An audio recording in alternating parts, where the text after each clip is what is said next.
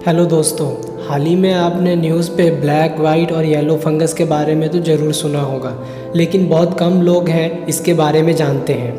तो चलिए आसान भाषा में समझते हैं कि ब्लैक वाइट और येलो फंगस क्या होता है और इसमें क्या फ़र्क होता है। शुरू करने से पहले आप लोगों से गुजारिश है कि ऐसे ही वीडियो देखने के लिए चैनल को सब्सक्राइब कर लें। म्यूकरमाइकोसिस एक बीमारी है जो फंगस या फफूंदी की वजह से होती है और ये फंगस खास तौर पे मिट्टी, पौधों, खाद, सड़े हुए फल और सब्जियों में पनपता है। ये कोई नई बीमारी नहीं है, ये कई सालों से लोगों को होती आ रही है। ये फंगस 3 तरीकों से 3 लोगों को असर करता है। पहला, ये फंगस हवा में फैलता है, इसलिए जब कभी हम इसके क्लोज में आते हैं तो ये नाक के ज़रिए हमारे शरीर में घुस जाता है। एक बात बता दूं कि ये कोरोना के जैसे नहीं है, ये एक इंसान से दूसरे इंसान में नहीं फैलता। दूसरा तरीका ये है कि ये फंगस हमारे खाने के जरिए हमारे मुंह से अंदर शरीर में घुस जाता है। तीसरा तरीका ये है कि किसी जख्म के जरिए हमारे अंदर घुस जाता है। अब जानते हैं कि ये किन लोगों को ज़्यादातर होता है। पहले वो लोग हैं जिनकी इम्यूनिटी कम होती है,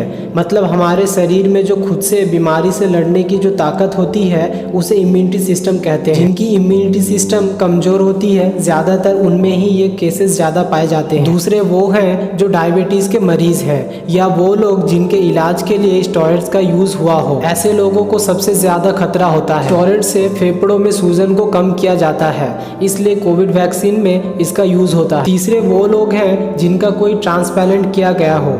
इनके अलावा कैंसर के मरीज जिनकी केमोथेरेपी चल रही हो, जो डायलिसिस पर हो, सभी की इम्यूनिटी कमज़ोर होती है, इसलिए इन लोगों को ज़्यादा चांसेस होता है फंगस बीमारी। अब बात करते हैं ब्लैक, वाइट और येलो फंगस की। एक बात जान लें कि फंगस का कोई भी अंदरूनी रंग नहीं होता है, ये शरीर के अलग अलग हिस्सों पे अलग अलग रंग के हो सकते हैं। जब ये फंगस शरीर के सेल्स को मारती है तो मरे हुए सेल्स अलग अलग हिस्सों पे अलग अलग रंग के हो जाते हैं। जिनकी इम्यूनिटी कम होती है उन लोगों में ज़्यादातर 3 इन्फेक्शन देखे जाते हैं। पहला, म्यूकरमाइकोसिस यानी ब्लैक फंगस। दूसरा, कैंडिडा यानी वाइट फंगस। तीसरा, aspergillosis fungal infection. Mucormycosis fungus को जब आप माइक्रोस्कोप में देखेंगे तो उसके किनारों पे फंगस और बीच में मरे हुए सेल्स दिखेंगे।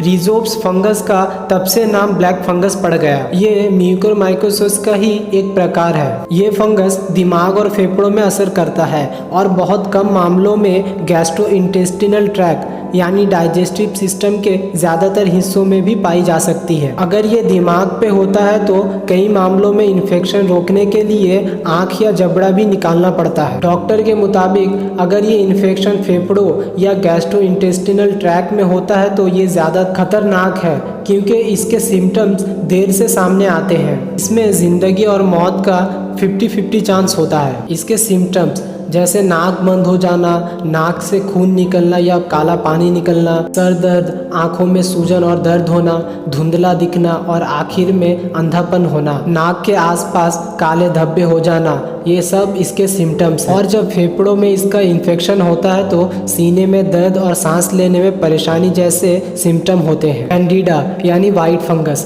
कैंडिडा शरीर पर सफ़ेद दही की तरह दिखती है, इसलिए इसका नाम वाइट फंगस पड़ गया। फंगस कमज़ोर इम्यूनिटी वाले, डायबिटिक या बिना डायबिटिक और आईसीयू में लंबे समय तक रहे मरीजों में इसका ज़्यादा खतरा होता है। ये म्यूकरमाइकोसिस जितना खतरनाक नहीं होता, लेकिन इन्फेक्शन जब खून में आ जाए तो खतरनाक हो जाता है।